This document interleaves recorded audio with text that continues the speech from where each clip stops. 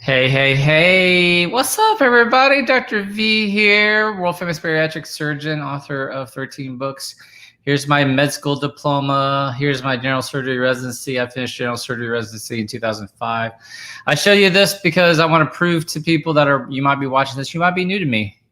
But I'm going to tell you, there are a lot of talking heads out there who are giving their opinions and they don't know what the heck they're talking about. So I just want to prove to everybody, I really am a doctor. I am retired though.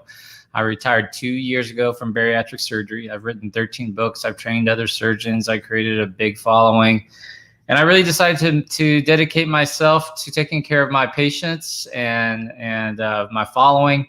So I do this, what's up, Foxy Lady? I do this weight loss challenge. I want to show you all here about Lena Goodwani. I also do coronavirus talks. What's up, Heather? Because why? What's the number one risk factor for poor outcomes with COVID? Answer, morbid obesity. It's not age, it's not diabetes, it is morbid obesity. So that is my following. That is the people that I talk to. And that's why I do this talk. Let me say hi to some people. Carola, glad to catch you live. Thank you. Lucida Glover Martinez, thank you. YouTube, Johan is watching from YouTube. Johan, where are you watching from, brother? Iris Fox, what's up? So here's my YouTube channel there. Teresa, what's up? Oh my gosh, Julie Carville followed me on Periscope back in the day, those early days. What's up? Obesity, that's right. Olive, following me from all the way from Tanzania. Told you I was internationally famous. What's up, Mary Beth? How are you guys doing? What's up, everybody? We're going to talk about physician burnout, healthcare worker burnout. Is it a real thing? What can we do about it? South Africa, what's up? Thank you very much. Where are you watching from? Vermont's in the house. Don, what's up, Illuminati? Do you believe in the Illuminati, Don? Canada. Another Don from Boston. I've never been there. I'm going to put that on my bucket list. Deborah Haynes, Middleburg, Florida. We cursing today? Minimally. State College, PA. Hey, Shelly, what's up? How are you? Amy Winter. I'm down from 4:50. I'm getting my knee surgery. Yay, Amy, way to go. Good job. See, I told you. Richmond, Texas. Sherry, I'm here in Houston. Did you know that? Never caught you live. Well, look at you. Never caught me live yet. You get a shout out today. How cool is that? Yin Yang, you're in California? I didn't know that. I tell you what, we're going to talk about that today. No, I don't curse, but I love you. Oh, well, that's all right. I still love you too. Rod, Newport Beach, California. That's awesome. Rowlett, where is that, Cleo? All right, what's up? 150 down, that's right. See, my following is the obese. St. Lucia, I've been there. Beautiful. Actually, no, I haven't been to St. Lucia. I lied. St. Charles, Missouri, haven't been there either. I have been to Des Moines, Iowa, though. That's good. Can I talk about countries experiencing multiple waves? Yep, single long wave. I did that for the last couple of days, Daniel, so you can check that out too. They are on to their second wave. What's up, Spider-Man? I love it. Tracy Harding, Fort Bragg, North Carolina. Stay safe up there. Dallas County. All right. Tatiana's down 85 pounds. Way to go. Robert Simpson, do a lot of cussing. I don't know, brother. We'll see how that goes, man. Dearborn, Michigan. What's up, Cheryl? California, I hope you're safe from the fires. Thank you guys for hitting share. Appreciate that. We got to get some information out, right? Real quick, while we're waiting for some people to come in, let me tell you a little bit about my weight loss challenge. I've been doing this weight loss challenge since March. I did a free version in February, but we started really doing it since March. So if you'll click on weightlosschallenge.com, we only open it once a month. And today, September 1st, beginning of the September. So this is the September challenge. So if you go to weightlosschallenge.com, I want to share my screen for you here in a second. Go to weightlosschallenge.com. Let me share my screen. Hang tight. I'll be right back. Hang tight. This won't be long. All right, here's my screen. And here you go. If you go to weightlosschallenge.com, Dr. V's Weight Loss Challenge, we are open right now until mañana. Mañana means tomorrow. Tomorrow. For less than $1 a day, I will help you with your weight loss, emotional eating, stress eating, self-worth, self-confidence, motivation, mentorship, accountability. This is the key. We do weekly group sessions. I do a Facebook Live every single day for you to help you get your mind straight, motivate you, get you going. We get you partnered up with an accountability partner, maybe 2, maybe 3, maybe 4. How screwed up are you? You get access to 2 amazing groups. We got tons of member testimonials for you to listen to. Let me just do one for you right here. Hey, it's Tara. And hello, tribe, and hello, Dr. V. I was wanting to let everyone know that I've been in here since the beginning, but every month I feel like I'm a newbie. So when Dr. V says, hello, newbies, I say, hello, Dr. V. But anyway, I'm coming to let you know that I'm a mother of 2, and I'm a cosmetologist, esthetician. But in this challenge, I wanted to learn how to lose weight. But anyway, I gained so much more. Dr. V teaches you to open up your mind and let the positive in and let the negative out. And that's exactly what has happened. He's taught me how to change my thinking. But the cool part is he taught me how to plant a garden. And I actually planted a pineapple. What? I'm telling you, I planted a pineapple and it's growing. Well, I don't see pineapples on it, but it doesn't matter. I planted a pineapple. But I worked on my side hustle, which means I got work outside of my cosmetologist. And what I did, this is the cool part. I've gotten so much energy since I've been in this challenge and losing weight and doing so much good for myself that I actually mowed my neighbor's yard and made money. I actually cleaned a house for a client of mine and made money. I sold stuff on Marketplace and made money. This is so fun, y'all. And plus, I'm eating the stuff that's out of my garden and getting healthy with it. And all due to Dr. V. I'll wrap this up because I'm only supposed to do it for a minute to a minute and a half. But if you are not in this challenge, you are missing out so much because you learned so much. And who else is going to come to you every day? And plus, you can catch it on the replay because I don't always get to see the live. But that's okay. At least I see it on a replay, and it's just as good. And plus, you can pause it and think about what he said and replay it. But you need to get in this challenge if you're not in the challenge. And if you need any help from inside the challenge, there's so many people that can help you. And I would help you too because I love this stuff. And I love Dr. V and I love our tribe. We all rock and we're all a family. So if you're not in it, you're missing out. But if you want to get in it, just tell Dr. B my name so you can sign up under me. But anyway, everybody take care. And until next time, see you, tribe. Things ain't butter bang. Yeah, we are a family. And for less than $1 a day, $27 a month, you get all of this. You get to join this great community. I'll strongly encourage you, invest in yourself. This is an investment. It's not a cost, it's an investment. Why? Because I know you're a winner. I know if you're in this tribe or you join the challenge, you're a winner. You're willing to see that you don't know what you don't know. You need more help. What you're doing is not working. And you want to learn from somebody who's helped thousands of people and be part of this amazing tribe for less than $1 a day. Shit, man, that's like less than Starbucks. It's $27 a month. That's like skip one dinner out, one lunch at Olive Garden, and you've paid for your whole month, right? We do elimination goals. We have exercise tips for you. There's lots of different testimonies for you to see. I cover a lot of different topics. That's it. I'm not going to heavy pitch you, but we're going to close this down tomorrow. So get into it while you can. weightlosschallenge.com. Let me show you again. weightlosschallenge.com. And we'll see you in there. Cool? All right, everybody. Let's get going. Got in last month. All right. There you go. Spit for on Amazon junk this morning. That's funny. That's awesome. So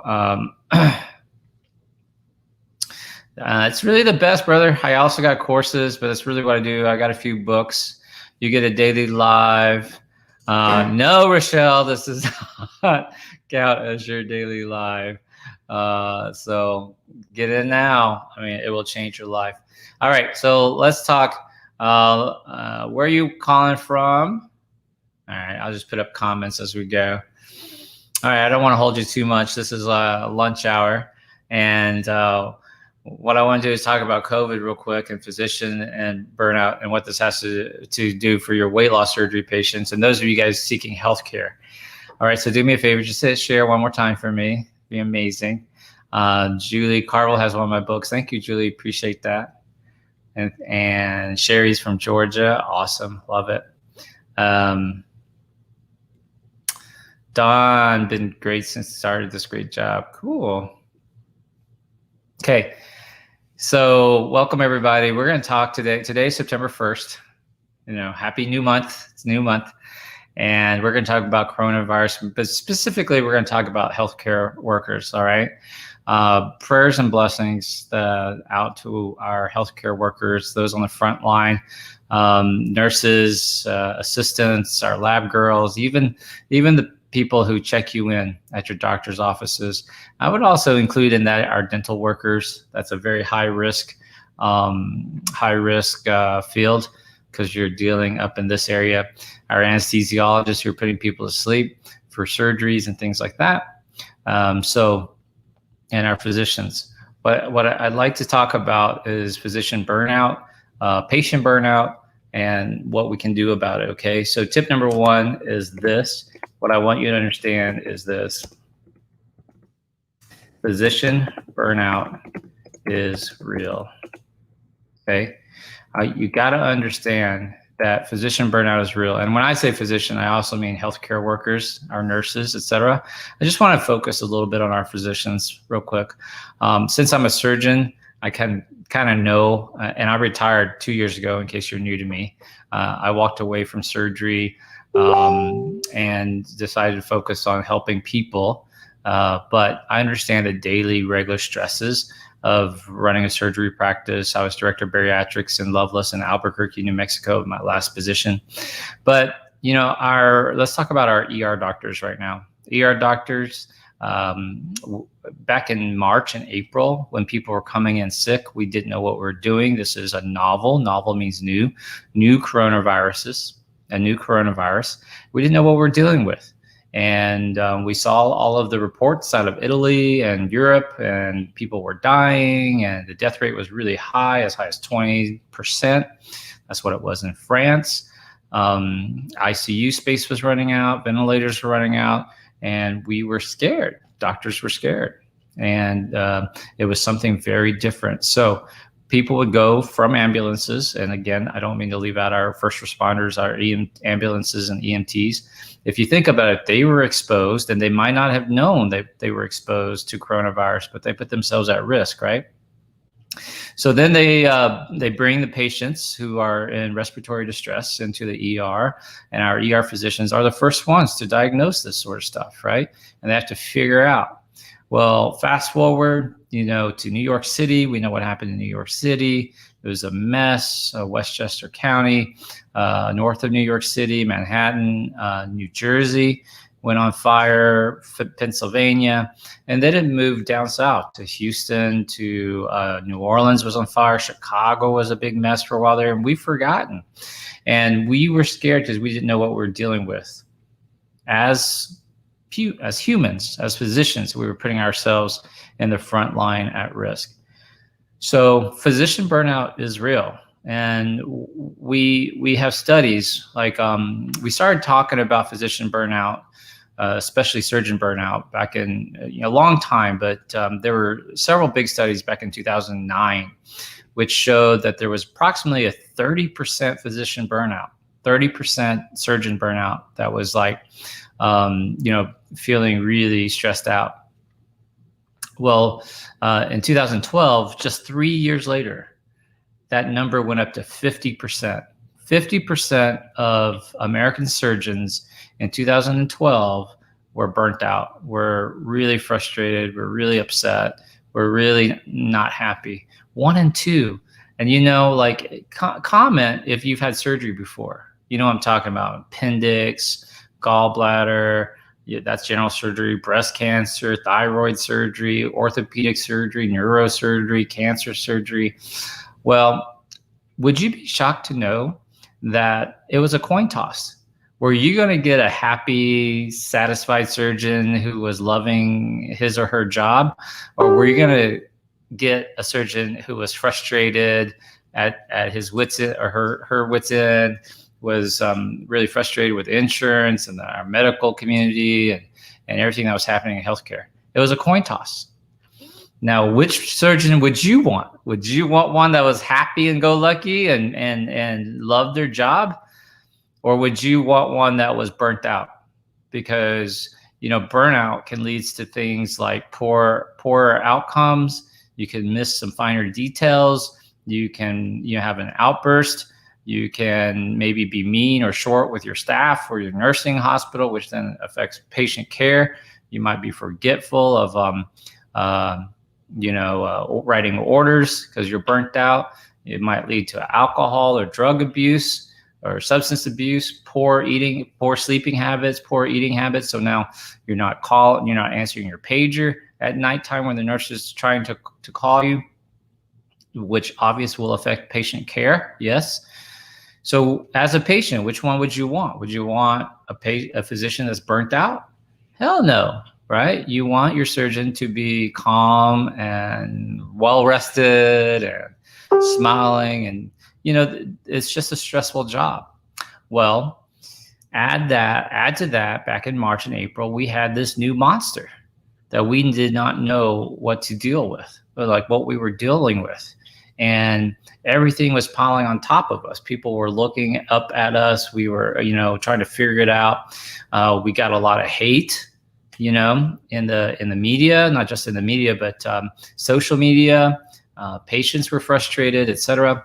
So physician burnout was real. So there was a lot of pressure. Now, you guys don't know this, and let me write this before healthcare. Healthcare worker burnout is real. I want to change that for you real quick, because what's definitely true is that this then rolls on to affect our nurses, right? Our nurses go as the doctors go. If we're frustrated, they're frustrated. If we're stressed out, they're stressed out. And because maybe we are insecure, we don't know the latest, we don't know what we're dealing with, we're really scrambling, we're trying to work a lot of different patients and a lot of different vents.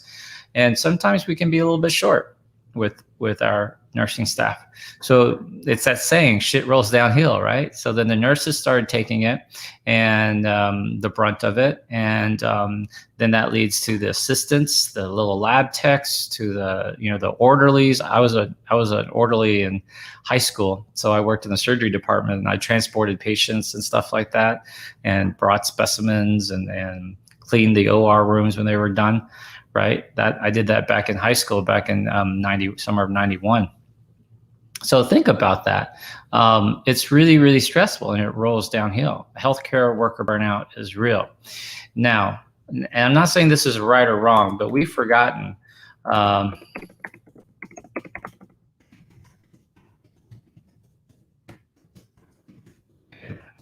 Right. We like to think back and talk about how, you know, people were kind to healthcare workers and people like would buy you a cup of coffee. Well, that might be nice. You see the videos of people like clapping for the healthcare workers. You remember this? People were clapping for the nurses as they went into the New York hospitals and stuff like that. Well, while that looks great on television, the truth of the matter is this. We got a lot of hate online. Now, I'm retired, and I've lost what I thought a couple of really good friendships over this, because they thought that this coronavirus is overblown. Remember back in March when it was all the flu kills more people than coronavirus? How do you feel about that now? You know, the numbers are wrong. Oh my God, please stop it. Please stop it. You know, please stop saying stuff like that. You're a fear monger. I can't tell you how much of that I got. You're a fear monger, right? And I'm retired. I'm just like, dude, this is serious business, because what my friends are telling me, who are surgeons in Europe, they're telling me they are stretched to the max. They are scared. They have patients on ventilators, and they're like, doc, like, this is not regular coronavirus. This is not regular ARDS. This is not regular SARS. It's something weird. It's something different. These patients crash, you know? And so my friends who are surgeons in France and London and England and Italy, they were all like, this is not good, not good. And so I sounded the alarm, and I was like, we need to take this really seriously, because remember, our leadership was like, this is going to disappear. There's only a few cases. This is going to be gone. And I'm like, no, this is not good. And I knew it was not good when they canceled the Houston Livestock and Rodeo Show in February. I was like, what? They canceled it? And then they canceled the NBA basketball season, and et cetera, et cetera. And when that happened, I was like, oh man, I better look. And March 11th, the World Health Organization declared this a global pandemic. And that's when I started doing COVID videos, right? So that's shortly thereafter, people were afraid, they were scared, they didn't get it. They thought it was a conspiracy. You, Dr. V, you need to shut up. You're a fear monger, yada, yada, et cetera. Well, you're fucking brave, aren't you? Behind your anonymity of social media. But you're not the one treating patients. You're not the ones just because you don't know anyone who's died from it doesn't mean it's not real. And to sit there and say shit like that, it's really hurtful and painful to someone who's lost a loved one to coronavirus. Am I right? And this was back when, and still the truth case today, when things were shut down, and they shut down hospitals. Some hospitals became COVID hospitals, and family members were not allowed to see grandmas and grandpas that were sick in the hospital. You couldn't go visit them. Who remembers this? It's still this way to this day in hotspots, right? So we get a lot of fear mongering. Now, it gets worse. Check this shit out, okay? We have lots of cases now, lots of incidences where healthcare workers going home from a shift would have bleach thrown on their uniforms. Who remembers this? Attacked. Why? First of all, what are you doing walking around with bleach? You know, but you're looking for a fight. That's premeditated, right? You think that someone, you see someone in scrubs, which are clean, because you can't wear out dirty scrubs. You have to change out of scrubs. I never wore out scrubs. I always did the opposite of what everyone else was doing. So I showed up to meetings. I didn't show up to meetings in scrubs. I wore suits, and then I changed into my scrubs on my surgery days. And then before I left the hospital, I changed back into my suit. I was always in a suit. I never wore scrubs out. Why? Because here in Houston, when I was in Houston, the medical center, everybody walked around in scrubs. And it used to only be surgeons who walked around in scrubs. Then the PAs and assistants and nurses started wearing scrubs out. And then all the reps, all the drug reps and the product reps started wearing scrubs. I'm like, you're a product rep. Like, why you want people to think you're a surgeon or what? So I quit wearing scrubs out. But in hotspots during coronavirus, we've got cases of people throwing bleach onto healthcare workers, essentially blaming them, scapegoating them for this coronavirus. And they're sitting there trying just to do their fucking jobs, to take care of your family members. This is really crazy. There are lots of cases. You know, you like to hear the good stories about, oh, they bought a nurse a cup of coffee. More often than not, dude, more often than not, they were throwing cups of coffee on you. You know, now that I can understand, because maybe it's early in the morning, you're out getting coffee, you bump up next to a healthcare worker who's wearing scrub, maybe they're heading into their shift and they're ordering coffee, and you have a coffee in your hands and you're frustrated and you're angry, or you take it out on the healthcare worker, you throw a cup of coffee on them. Doesn't make it right, but it makes sense. But bleach? You're throwing bleach on somebody, on a healthcare worker? That's fucking premeditated. Because I've never walked around with a thing of bleach. That's premeditated. You're looking for someone to blame. You're looking for, people behave oddly. You have incidences, lots of incidences of verbal abuse to healthcare providers, lots of phone calls where people yell. This is it was bad before coronavirus, and now with coronavirus, the behavior is even worse. You got a lot of confrontational patients, right? Behavior just goes out the window. Kindness, politeness goes out the windows, right? So patients become scared and frustrated. We forget this, right? But patients were also scared and where did it go? Patients are also scared and frustrated. The patients are also scared and frustrated. One, as a surgeon, they shut down elective surgeries.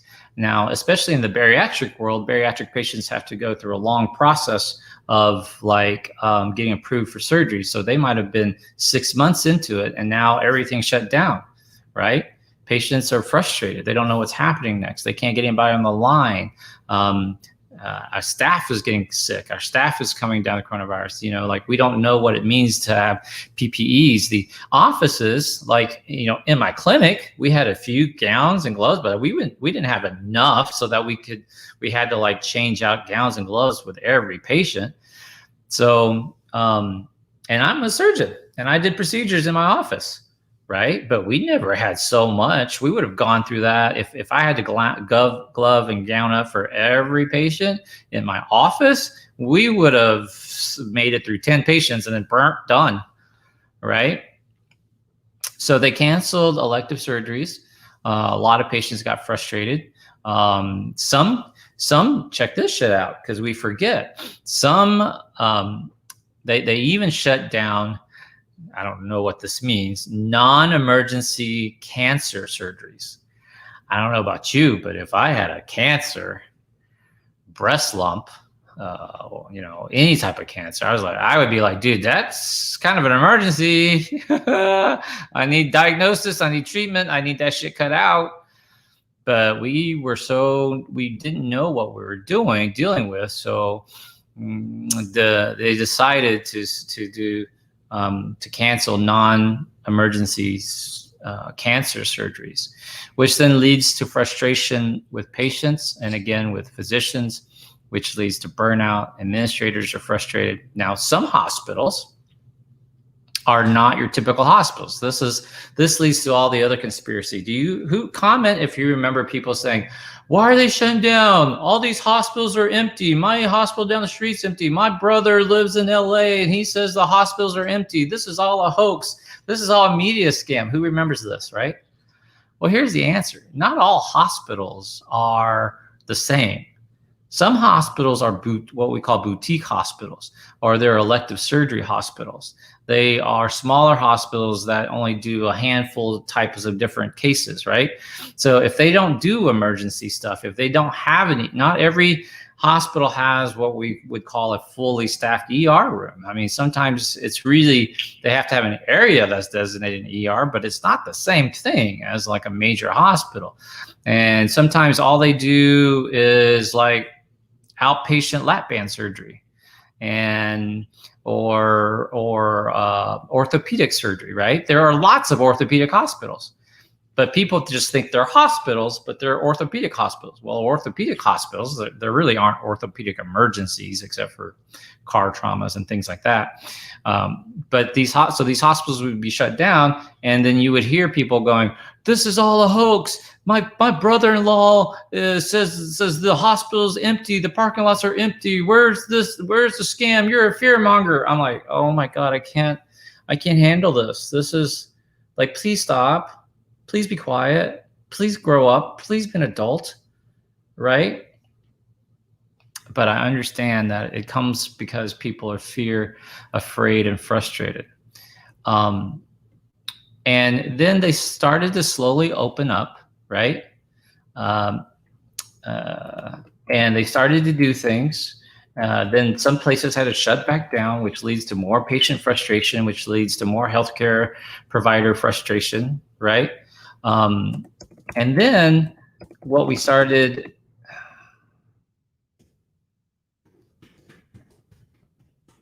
you started seeing your doctor online. Comment if you saw a doctor online, either Zoom or telemedicine, anything like that. My next thing I'm going to tell you is that it's not going to go away. Telemedicine is a new norm. It's going to be a new norm. It should have been this way a long time ago.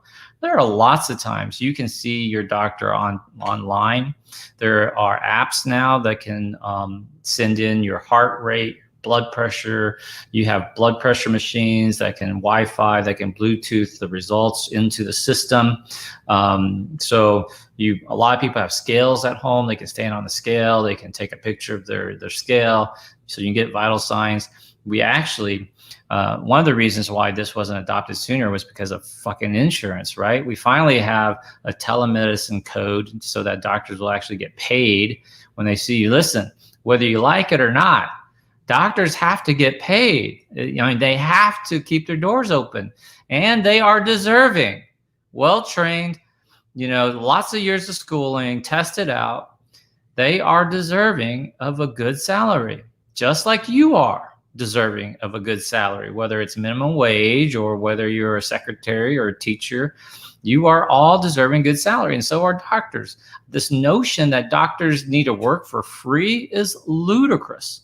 And in fact, it's so ludicrous that hospitals during coronavirus back in April were asking these healthcare providers, doctors and internists and pulmonologists and nurses to work, but not give them like high risk pay, not pay them more. They're putting themselves at risk, and it's craziness. It's craziness. And they shut down surgeries and patients. You can't see patients outpatient. So a lot of these doctors weren't getting paid. If you were an outpatient surgeon, a lot of surgeons, for example, bariatric surgeons, right? Let's say they do sleeves. A lot of them are cash pay surgeries. So now you just shut down bariatric surgeries. You've hurt the physician, the surgeon's ability to make money. So a lot of my friends that I know have had to go take ER call, had to do moonlighting, had to do whatever, because they couldn't do elective surgeries. Now they're frustrated. Now they're upset. Now they're out of their expertise. And yet these hospitals started threatening them and say, hey, if you want to keep your privileges at the hospital, then you'll need to take call, you'll need to do rounds and that sort of stuff. And the surgeons are like, what are we dealing with here? It's crazy. So now people are getting used to telemedicine. You can see your appointments. You see your doctor online. Now, it's not perfect. It's not great, but it's just, it is the new norm, and it's here to stay. So y'all are going to have to get used to this. And maybe the last thing I'll tell you is this. I want to teach you this word.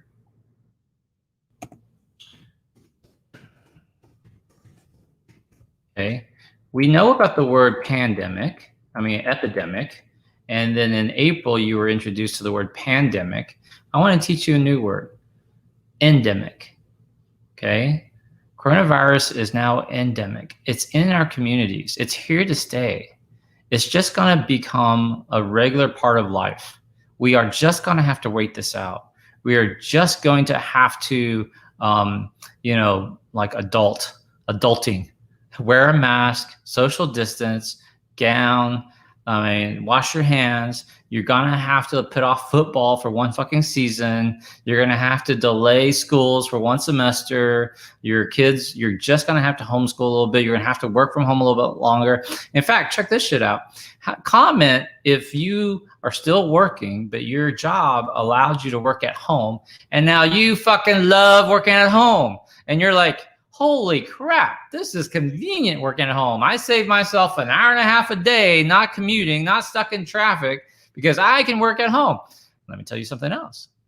Whether you know it or not, I don't care what the president says, a lot of these businesses during this time have been restructuring, have been looking, and have been saying, why am I paying for this big ass office building when people could be working at home?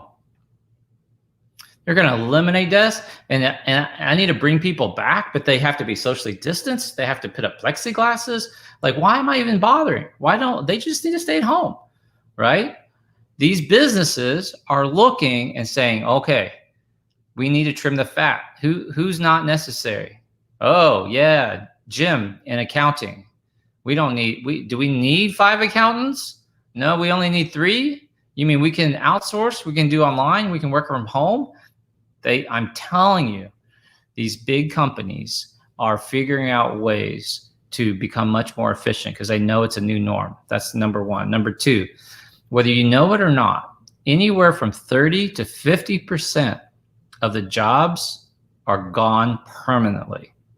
So we're sitting in America at about 30 million unemployed. About 30 to 50% of those jobs are gone. Okay. Yelp, the rating platform app, Yelp, they put out a report that said 50% of the businesses that use their platform, 50% of the restaurants, locations, things like that use Yelp is now gone, are closed permanently. And then I think a New York Times report or another report came out that said 30% of businesses are closed permanently. So small businesses is the backbone of America, and they're gone. They're closed. And it's all because we haven't been able to adult up. We haven't had a unified strategy, a unified plan. We haven't had sage and calm leadership that could just get us through. We opened up about 2 months too early. We opened up at the end of May, beginning of June, at 20,000 fucking cases in America. Spiked back up to 80,000 cases. We got it down to 42,000 cases now, and we're plateauing and starting to head back up. Why? Because we cannot, for fuck's sakes, keep our kids home from college for one semester, shut down football for one season, one semester. It's just craziness, right? And you all see this, the scenes of the bars, the off-campus parties. Sturgis fucking bike rally had 400,000 people show up. Check this out. The University of Alabama, a lot of universities have started rolling back on campus, right? University of Alabama 2 days ago announced they had blank number of positive coronavirus cases. Put in the number, fill in the blank. 2 days ago, University of Alabama announced they had blank number of positive coronavirus cases, fill in the blank. Is it 100? Did they have 100 positive cases? What do you guys think? 200 positive cases, 300 positive cases, 400 positive cases, 500 positive cases, 600 positive cases, 800 positive cases, 900 positive, 1,000 positive cases, 1,100 positive cases? No.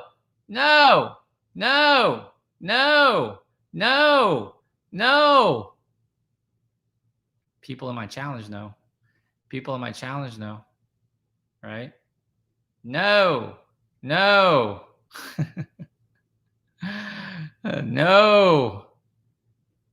Give me the answer. Hurry up, Dr. V. 1,200. 1,200. University of Alabama, a couple days ago, announced they had 1,200 positive cases after 2 weeks. 2 weeks on campus, 1,200 positive cases. But Dr. Vong, these are young and healthy kids. They should just go back to school, open up. Yes, but they spread the fucking disease. They party. They take it home to grandma and grandpa. They live, in close quarters. They go home for Thanksgiving. They go home for Christmas. They are super spreaders. Yes, they'll get over it. Yes, they'll get over it. But we also know that there are long-term sequelae. That means there are things about this virus that are having lasting effects. These are called long haulers. Comment if you know somebody who had coronavirus back in March or April or May and are still fucking sick. They feel tired. They're forgetful. They don't have any energy. They have a slight chronic cough. They have a low-grade fever. These are called long haulers. So you want this for your kid? Your 20-year-old comes home and is lethargic, almost like they have Epstein-Barr virus, right? Like, it's crazy. We don't know, right? We know that we have indications that are telling us that there seems to be some sort of heart complications with coronavirus, right? There seems to be some inflammatory processes happening around your heart. There's an inflammatory process happening around your brain lining, the lining around your brain called your meninges. It's almost like a meningitis. There's some inflammation that's happening in your arteries. You hear about that Kawasaki's for the kids and stuff like that. Dude, it's not gonna be okay. We don't know what we're dealing with completely here. You cannot believe the numbers or the people that go, oh, but they survived. The death rate is 0.000. No, it's not. The death rate is about 6%. Come on. And that's just death. But they're lying about the numbers. Dude, okay, dickhead. They're lying about the numbers. All right, Uncle Billy Bob. You're right. They're lying about the numbers. By how much? Give me a guess. You conspiracy motherfucker. How badly are they lying about the numbers? 10%? 15%? 20%? 20%, 25%, Dr. V. 1 in 4, 25% they're lying. All right. Well, we are currently at 183,000 American deaths. All right. So if you think that they're lying by 25%, that means 75% is accurate. 183,000 times 0.75. So that means 75% is accurate. That's 137,000 Americans have died. How do you feel now, dickhead? How do you feel now? You feel good with you and all? Oh, they're lying. Oh, the deaths, number of cases, number of deaths are elevated. What's wrong with you? Right? How many people have died worldwide? What's the number here? 850,000. 850,000 deaths worldwide. 850,000 deaths. Oops. Let's do this real quick. 850,000 deaths worldwide. Uncle Billy Bob. Okay, I agree with you, Uncle Billy Bob. They're lying about the death numbers. By how much, Uncle Billy Bob? Oh, I don't know, but they're lying. Just give me a number. Just give me a big ass number. What would you like? What would you like to say? It's 30%. It's 25%. They're lying at by 25%. All right, fine. 850,000 times 0.75. That means 25% are fake deaths. That's 637,000 people worldwide have died. Oh, more people die from the flu. No, they don't. Where are you getting your numbers? What's wrong with you? Just because you don't want to wear a mask? Just because you don't want to miss football season? Just because you don't want to go to dollar store and buy chalkboard and construction paper and or $200 for a Chromebook for your grandbaby to help your grandbaby out so they can stay at home? What is the big fucking deal? This is called adulting. Am I right? Or am I right? Come on. Right? Oh, Fauci's lying. Well, if Fauci's lying, then don't go see a doctor. Because Dr. Fauci literally wrote Harrison's Internal Medicine, textbook of internal medicine, which is the main text on medicine that every single doctor and nurse read during medical school and nursing school. So if you think Fauci doesn't know what he's talking about, then you shouldn't go see a doctor. Because every one of us trained under that book. I don't know what your problem is. It makes no sense. I know what the problem is. You're fucking scared. You are scared and you don't understand. This is a pandemic. It is science. Information comes in. We have to adjust. We have to adjust on flow. You driving a car? Dr. V, I like to drive 75. I don't like to drive 76. Speed limit 75. I go 5 miles an hour over. I drive 80. I hate those motherfuckers who only drive 75. Don't they know police officers give you 5 miles an hour over the speed limit? All right, fine. You want to drive at 80, all right? Put your car in cruise control in 80 and you're living your good life, right? You're going 80. But what happens? Sometimes there's a curve in the road. You might have to slow down. You might have to step on the brake. Sometimes a car, and you come upon a car in front of you that's going 75, and you can't get around them. You're gonna have to help step on the brake, right? Sometimes you might encounter a traffic accident, and suddenly you gotta slam on the brakes. Sometimes you see brake lights ahead of you, and there's a construction zone, and you gotta slow down from 80 down to like 45. It's stop and go traffic. It's whatever. Listen, it's called life. This is science. This is a medical pandemic. We are learning on the fly. We're doing our best as information comes in. We're trying to take care of our patients. And people are fucking throwing bleaches on our nurses. They're throwing hot coffee on people wearing scrubs. What is wrong with y'all? Because you don't like to slow your car down because you think you deserve to drive 80 through an accident or construction zone? What is wrong with you? I don't like this doctor.